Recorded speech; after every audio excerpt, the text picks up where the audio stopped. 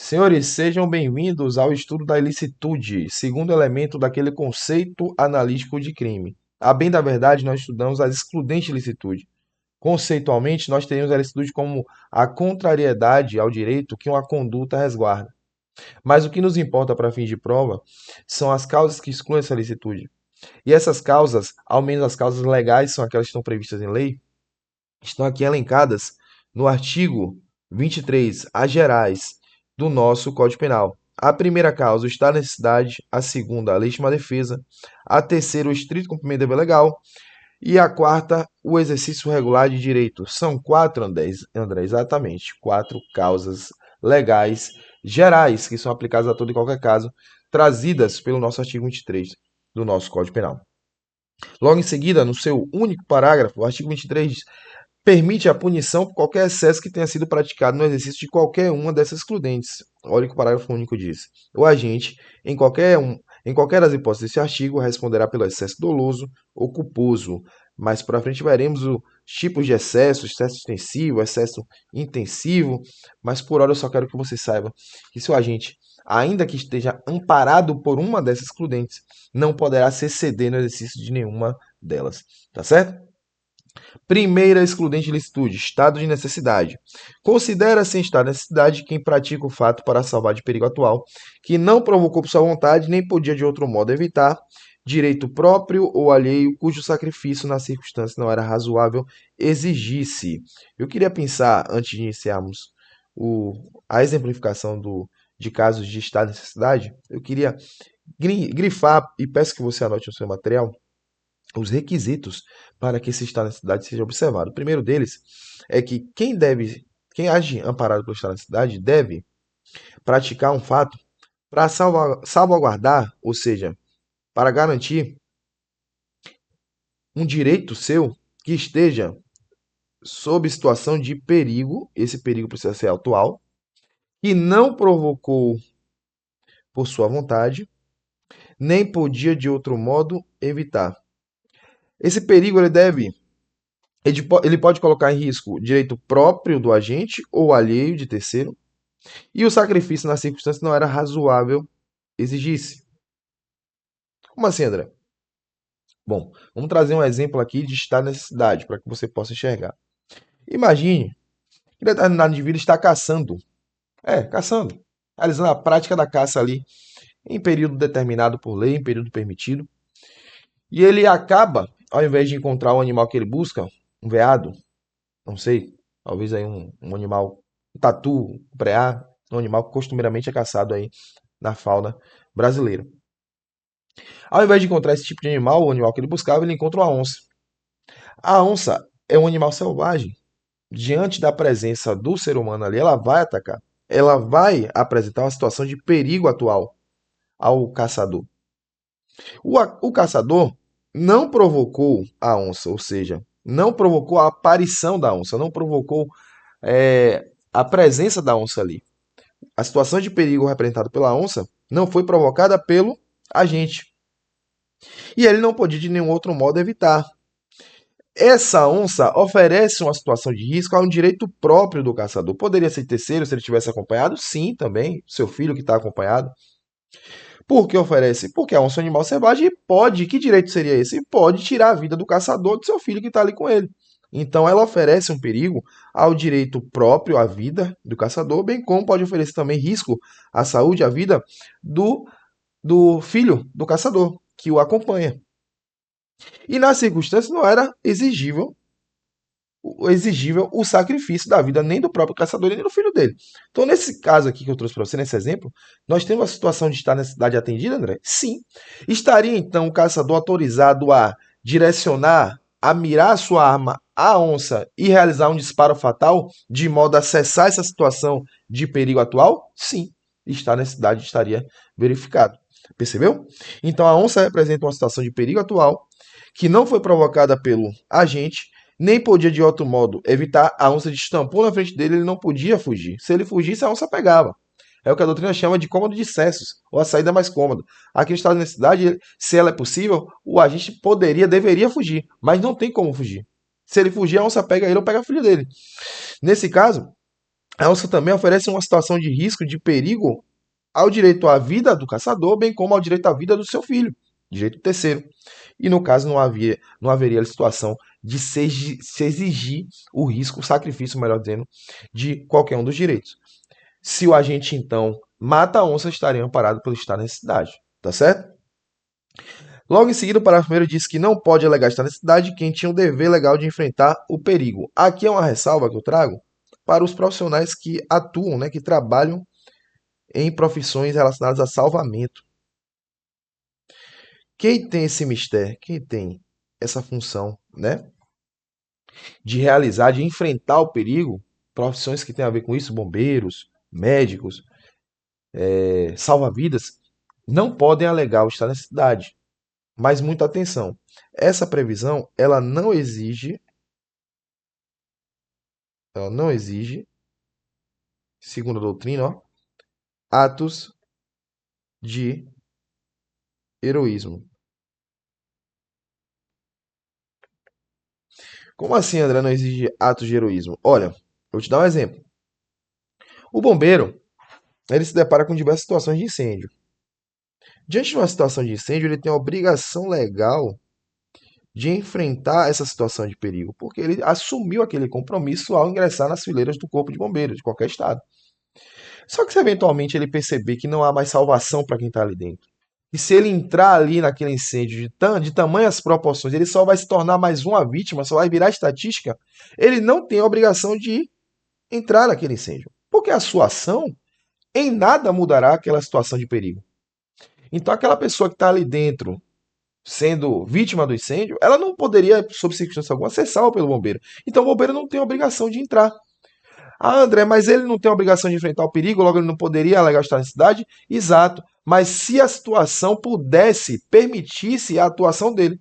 Como eu trouxe a situação de incêndio, em que a atuação do bombeiro, ela em nada mudaria o salvamento das pessoas que estavam ali dentro, e já estavam condenadas à morte em razão das proporções do incêndio, o bombeiro poderia deixar de enfrentar o perigo.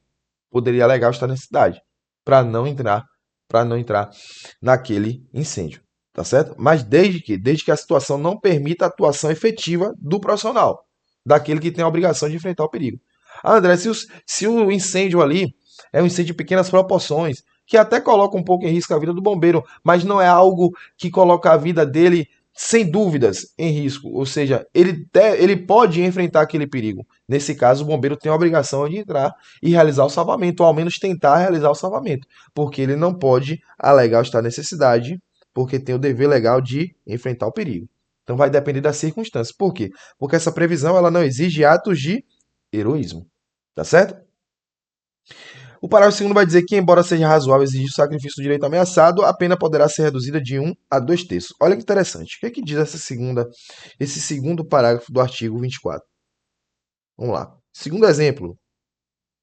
Imagine que dois amigos estejam ali assistindo um filme no cinema. Um deles resolve levar o cachorro. Um cara que gosta muito de andar com o cachorro é como se fosse um irmão, um filho. Então tá os dois indivíduos, dois humanos, mais o cachorro. Um deles percebe que um incêndio de grande proporções é iniciado dentro daquele cinema. O alvoroço começa, momento de desespero, só tem uma saída. Os dois, junto com o cachorro, se dirigem à saída de emergência. Ao se aproximarem da saída de emergência, um deles percebe, o que está com o cachorro, que não será possível realizar a saída dos três ao mesmo tempo. Ou seja, alguém ou o próprio cachorro deverá ser lambido por aquele fogo, ou seja, não conseguirá se salvar. O que o cara faz? Olha, diante dessa situação, você tem que só pesar o peso das vidas, digamos assim, vidas entre aspas, tá bom? Dos bens jurídicos. Eu tenho duas vidas humanas e tenho um patrimônio. O cachorro é patrimônio. A vida, entre aspas, do cachorro não é vida protegida pela norma. Cachorro não é ser humano, é patrimônio. Mas vou usar aqui o termo vida do cachorro, entre aspas, tá certo? Diante dessa situação, o que deveria ser feito? O dono do cachorro deveria abandonar o cachorro e permitir que as duas vidas humanas se salvassem.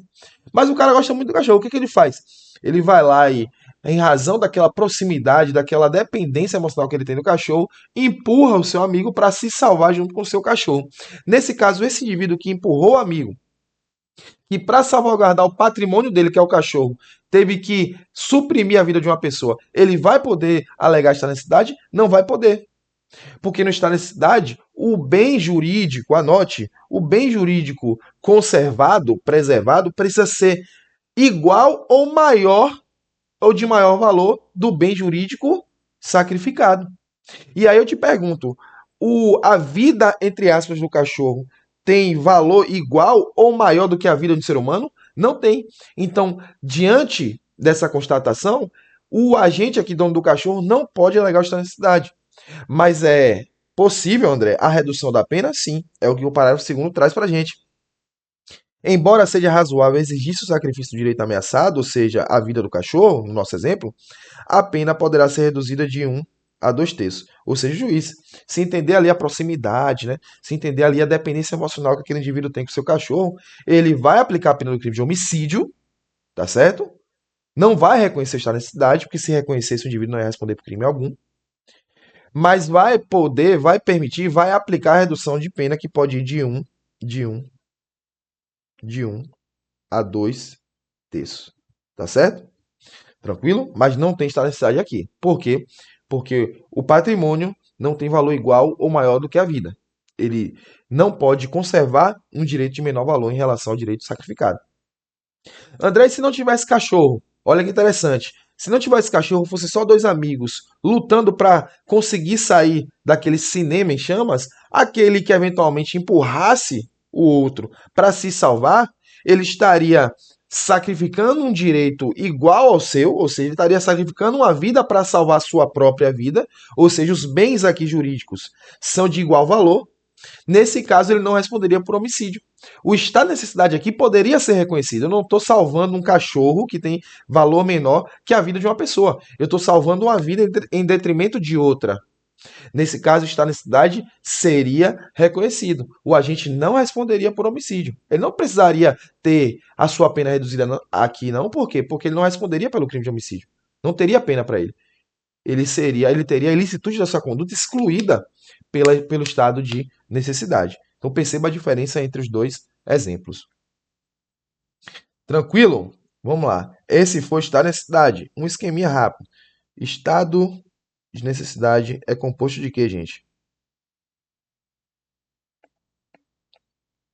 Situação de perigo atual. Situação de perigo atual. Olha, posicionamento posicionamento doutrinário. Essa situação de perigo atual, ela não pode ser eminente, tá bom?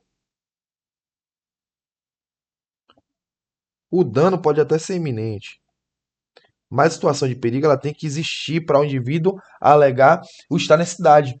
Como assim, André? Bote afundando, um barco afundando, dois indivíduos dentro desse barco. O barco já está afundando, a situação de perigo já está acontecendo, ou seja, ela é atual.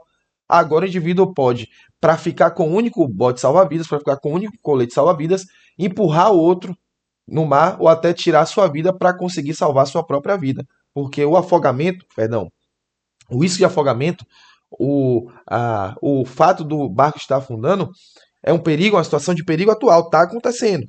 Tá certo? Eu não posso simplesmente o quê? Ah, pô, tô sentindo um pressentimento que esse barco vai afundar. O que eu vou fazer? Vou matar logo o meu amigo aqui para ficar com o único colete. Essa situação seria essa situação de perigo seria atual? Não seria. Eu tô aqui prevendo algo que nem aconteceu ainda. E a doutrina, conforme preconiza o artigo 23, o artigo 24, melhor dizendo, do Código Penal, não autoriza essa situação de perigo iminente que está prestes a acontecer. Deve ser o quê? Uma situação atual, de perigo atual. Beleza? Então anote isso aí.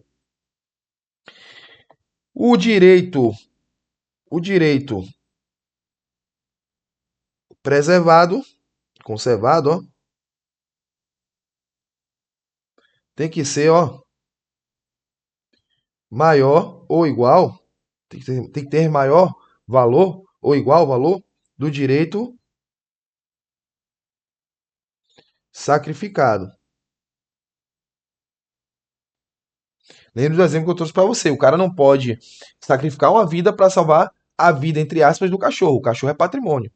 Eu estaria aqui preservando um bem jurídico de menor valor em detrimento de um bem jurídico de maior valor. Vai responder pelo homicídio, não vai testar necessidade. Beleza? Além disso, o indivíduo ele não poderia, não pode de outro modo evitar. Não pode de outro modo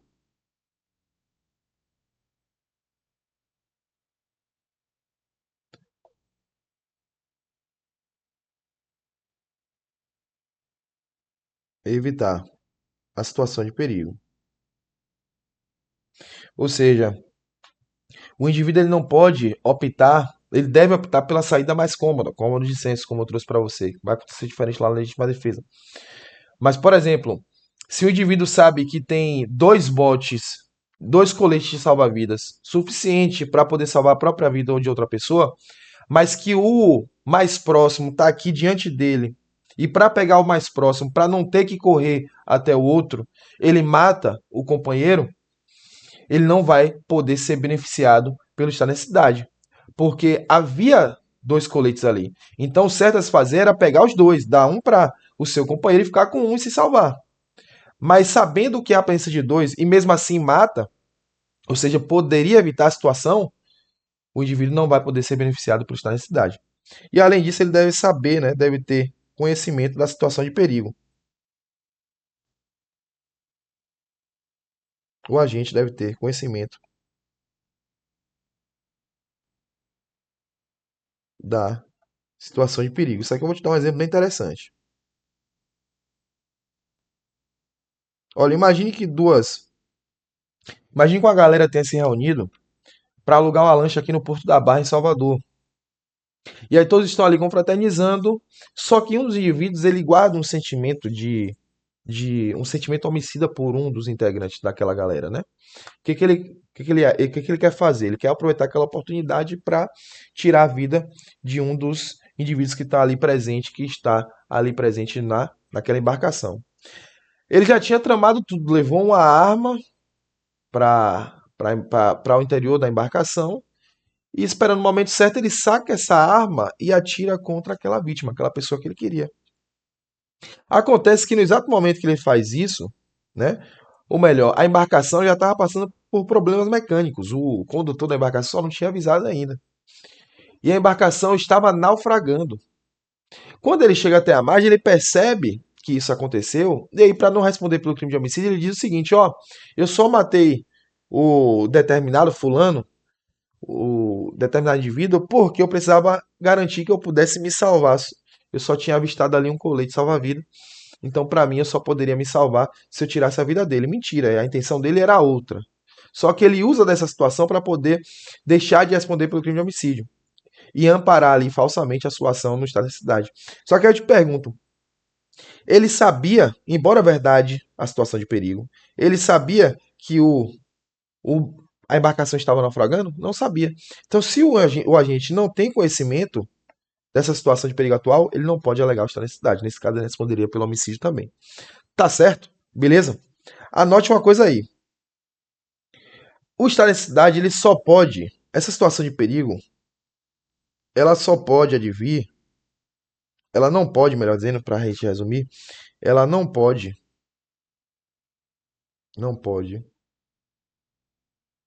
advir de um ser humano. Como assim, André? Não entendi. Olha, se a situação de perigo advir de um ser humano, nós não estaremos diante do estado de necessidade. Nós estaremos diante da legítima defesa, provavelmente. Como assim, André? Imagine que dentro da embarcação não há agora naufrágio algum, né? Há, na verdade, uma desavença entre duas pessoas. Um deles tenta agredir a outra. Essa pessoa que está prestes a ser agredida, ela desvia, ela se esquiva da agressão e acaba acertando fatalmente ali, de maneira proporcional e moderada, viu? Aquela pessoa que o tentou acertar. Nesse caso, haveria esta necessidade para aquele indivíduo que se esquivou da primeira investida e acabou agredindo o indivíduo agressor, ele não responderia por crime em razão da presença aqui do estado de necessidade? Não. Por quê? Porque essa agressão ela não vem de um animal, ela não vem de uma situação fortuita, ela não vem de uma catástrofe climática, ela vem de uma pessoa. E nesses casos, nós não podemos ter, não podemos reconhecer o estado de necessidade. Haverá aí, nesse caso, a legítima defesa. Aquele que se defende dessa injusta agressão estará amparado pela legítima defesa e não pelo estado de necessidade. E por que é importante você perceber isso? Porque você precisa entender que quando estivermos diante de uma ação, por exemplo, de um animal, eu não terei ali um indivíduo se defendendo daquele animal amparado pelo estado de necessidade, perdão, pela legítima defesa. Porque só se defende o animal irracional. E a injusta agressão que é inerente à legítima defesa, como a gente vai ver mais pra frente, ela só pode advir de um ser humano. Não pode vir de um animal. É por isso que eu te dou o exemplo da onça. A onça é um animal, por isso que quem se defende da onça não age amparado pela legítima defesa. Esse indivíduo age amparado pelo estado de necessidade. Diferente vai ser no caso do indivíduo que conduz o animal. O cara que está passeando com o cachorro na rua e aí incita o cachorro a atacar uma pessoa. Aquela pessoa que porventura seja um policial, saca a sua arma e dispara contra o cachorro, não vai responder por crime ambiental em razão do estar necessidade. Não, André, você acabou de falar, calma. Eu falei de animais selvagens. Eu falei de cachorro de rua que não está sendo instigado por ninguém. Eu falo de uma atitude que é do próprio animal irracional. Quando esse animal é usado como uma mera ferramenta, um mero instrumento, incitado por um ser humano, é como se aquele ser humano estivesse usando uma faca, uma pistola. Quem se defender do ataque daquele animal, na verdade, está se defendendo do ataque do ser humano que instigou aquele animal. Logo aqui, o indivíduo estaria agindo amparado pela legítima defesa. Beleza? Ou seja, de forma esquemática, vou colocar isso aqui para você, ó. Ataque de animal raivoso ou selvagem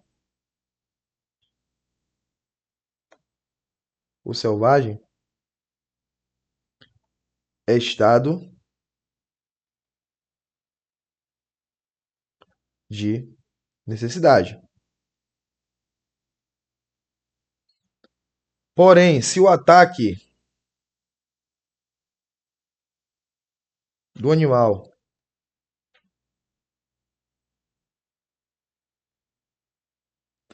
for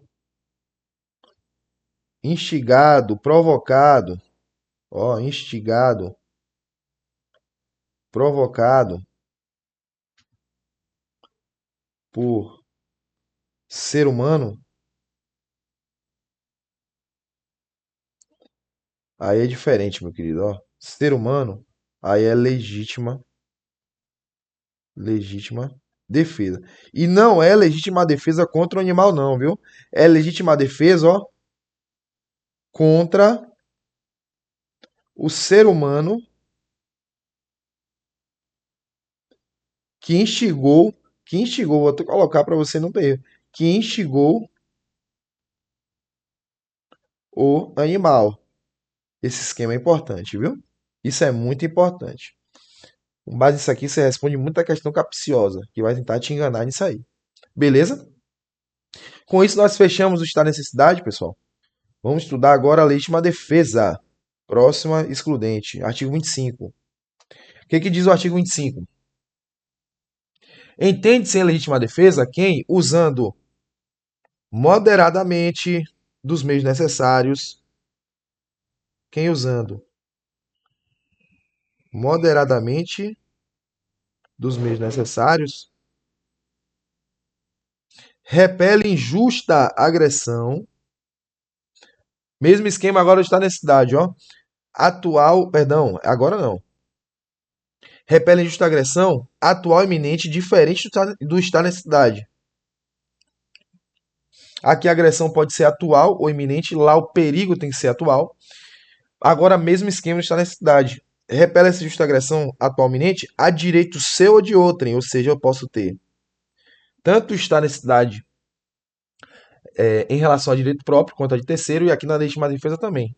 A legítima defesa pode ser exercida para proteger um direito de terceiro. É o que acontece com relação aos policiais, quando presenciam um roubo, um assalto a uma vítima. Quando ele repele aquela injusta agressão ao patrimônio da vítima, ele está repelindo para salvaguardar, para garantir o direito de terceiro. Seria uma legítima defesa de terceiros e não uma legítima defesa própria. Beleza? Tranquilo? Parágrafo único. Observados os requisitos previstos no caput deste artigo, considera-se também legítima defesa o agente de segurança pública que repele agressão ou risco de agressão à vítima mantida refém durante a prática de crime. Essa previsão aqui ela foi inserida com o pacote de crime, mas já era uma previsão já reconhecida pela jurisprudência e doutrina, então foi meio que uma inserção desnecessária no nosso Código Penal. Mas vamos lá. Está necessidade. Como é que funciona esse estar necessidade, André? Vamos lá.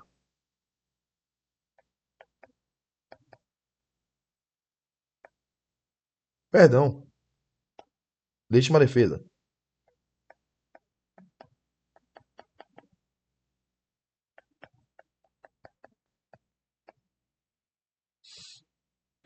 A legítima defesa, ela exige, senhores, que o agente use dessa prerrogativa de forma moderadamente,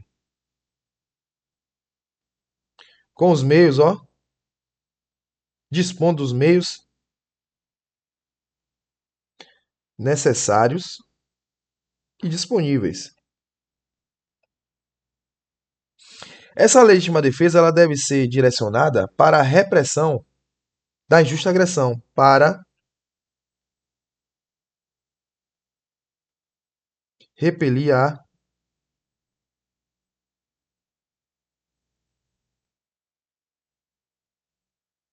injusta agressão.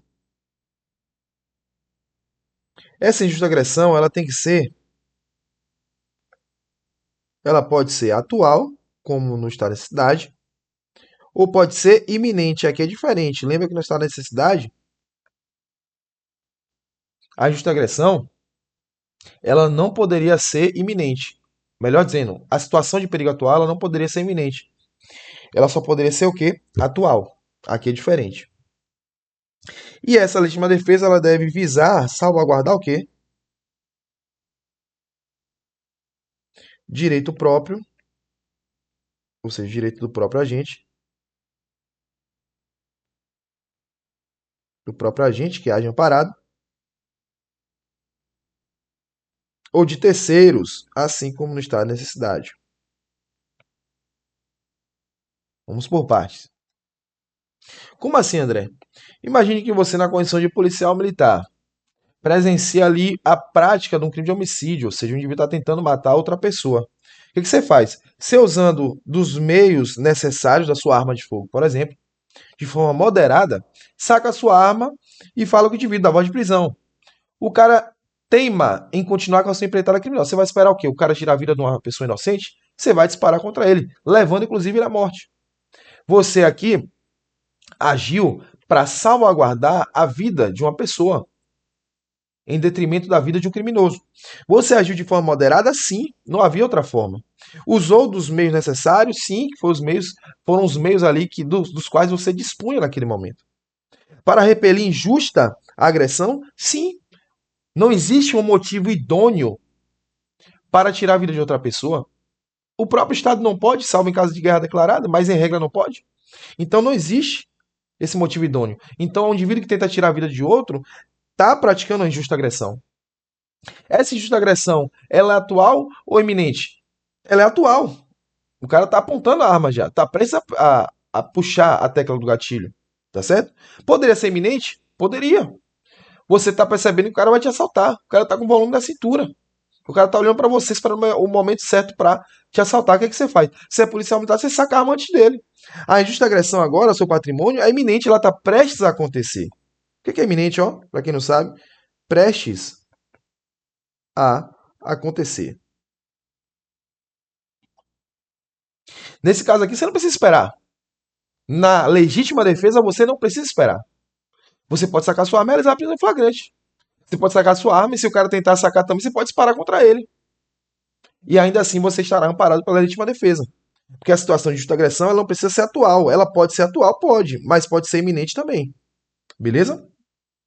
E essa atitude sua, ela pode ser para salvaguardar um próprio direito ou de direito de terceiro. No exemplo do policial militar que mata um indivíduo que está preso a matar uma vítima inocente, ele está salvaguardando o direito de terceiro.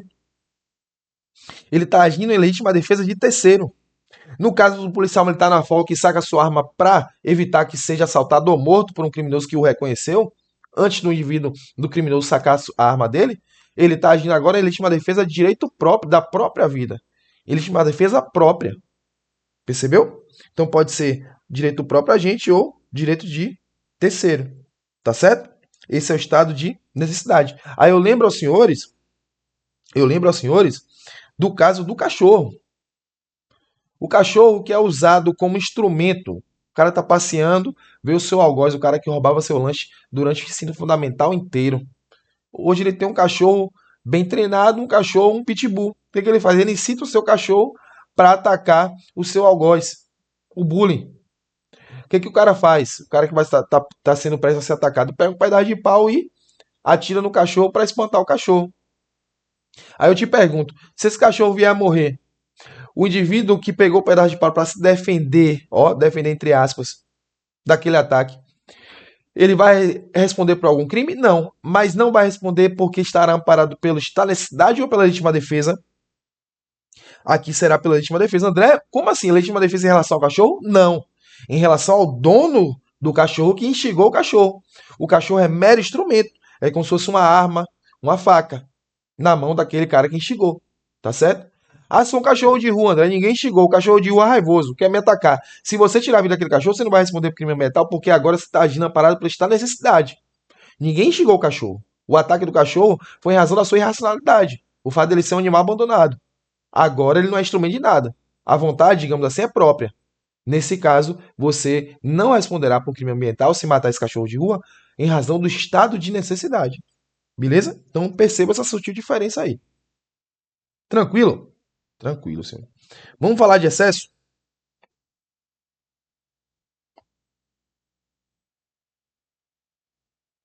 Na verdade, isso do excesso vamos fechar logo com estrito cumprimento de dever legal e exercício regular de direito.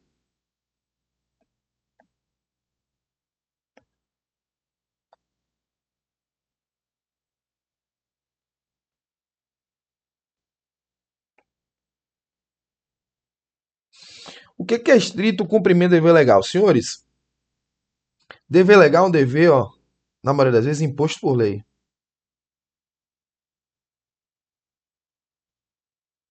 Como assim, André? Vamos lá. Imagine que você, oficial de justiça, tenha a atribuição de cumprir um mandado de busca e apreensão numa determinada casa. Você chega até a casa e percebe que o dono não quer deixar você entrar, mas você tem uma ordem judicial. A ordem judicial ela impõe que você realize a busca e apreensão daquele veículo que está ali dentro, no interior. O cara não quer perder o veículo, deixou de pagar, mas não quer perder. Foi feita a execução por meio do banco. Você é oficial de justiça encarregado de dar cumprimento àquela lei. Há uma lei que impõe esse dever a você de dar cumprimento àquele mandado judicial. Nesse caso, quando você forçar o portão daquela casa, destruir o cadeado, tá certo? Se defender, inclusive, do dono que enraivado ali, não quer deixar você levar o carro dele, empurrando ou até desferindo um soco para se defender, ó, ou até imobilizando o indivíduo, colocando algema, pedindo auxílio da polícia militar. Vou usar o exemplo do soco não, porque aí seria legítima defesa. Quando você fizer tudo isso, você estaria em tese ali cometendo alguns ilícitos. Mas você só está praticando aquilo porque a lei impôs um dever à sua atribuição na condição de oficial de justiça. Então você não vai responder pelo crime de dano em relação ao portão e ao cadeado, por quê? Porque você está fazendo aquilo porque a lei impõe que você o faça. Você estará no estrito cumprimento de um dever legal imposto por quem? Pela lei. Se você não fosse oficial de justiça e não tivesse aquela obrigação, aquela atribuição, você não estaria forçando o portão do indivíduo. Não estaria ali acobertado pela licitude do estrito cumprimento de dever legal. Você responderia pelo crime de dano. Mas há um dever aqui que a lei está impondo a você para fazer. Tá certo? Então, quando a lei impõe também, perceba, quando a lei impõe também a obrigatoriedade do agente policial militar realizar a prisão, a captura e a condução coercitiva do indivíduo que se acha em situação de flagrante, se esse indivíduo fugir, ele não está te agredindo, viu? Porque se te agredir é legítima defesa. Se esse indivíduo ele fugir e você alcançá-lo por meio de uma rasteira, causar ali a queda dele, colocar as algemas, causar alguns ferimentos, algumas escoriações, você não vai responder por essas lesões corporais. Por quê? Porque a lei impõe o dever de você realizar a captura de quem esteja cometendo ou acaba de cometer um crime. Nesse caso, você estará amparado pelo estrito cumprimento do dever legal novamente. Perceba? Percebeu? Então perceba que aqui é um dever legal imposto por lei. Quando o agente age, já agirá amparado por essa excludente ilicitude aqui. Já o exercício regular de direito tem a ver com atividades privadas. O exercício regular de direito tem a ver com atividades privadas. Então você é faixa marrom de jiu-jitsu. Quando você é faixa marrom de jiu-jitsu, você já pode, né, executar quase todo tipo ali de movimento que a arte marcial proporciona. Você já tem maturidade para isso. E aí, numa competição, você acaba ali aplicando a chave de tornozelo. Essa chave de tornozelo acaba causando uma lesão no indivíduo que não bateu. Vocês dois estavam competindo uma competição oficial, obedecendo todas as regras, os limites impostos pelo próprio regulamento do campeonato e pela própria lei. Ninguém se excedeu.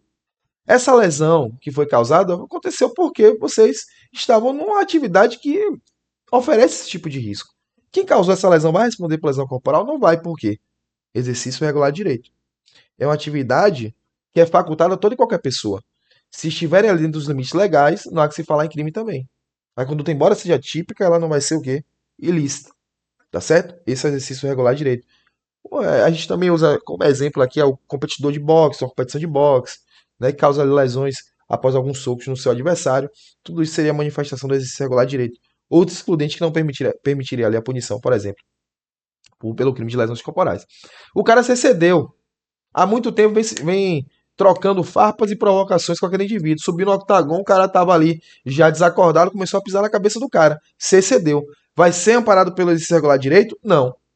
Todo e qualquer excesso doloso ou culposo, lembra lá do parágrafo único do artigo 23, será punido. Seja no estrito cumprimento do dever legal, no exercício regular de direito, na legítima defesa ou no estado de necessidade. Todo e qualquer excesso será punido, a título de dolo ou de culpa. Nesse caso, vai responder por homicídio. Homicídio doloso ou culposo, a depender de como o juiz entender. Percebeu? Aí eu aproveito o gancho e vou falar de excesso. O que é excesso, André? Aquele excesso ele pode ser classificado em duas espécies. Excesso, aquele excesso nas excludentes.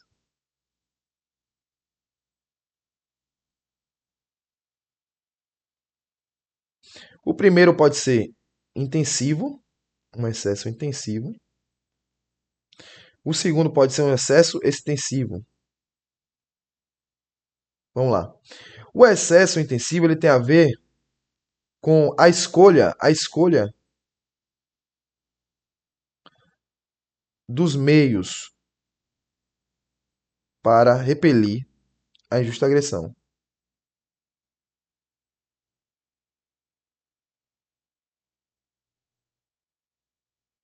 Como assim, André? Olha lá.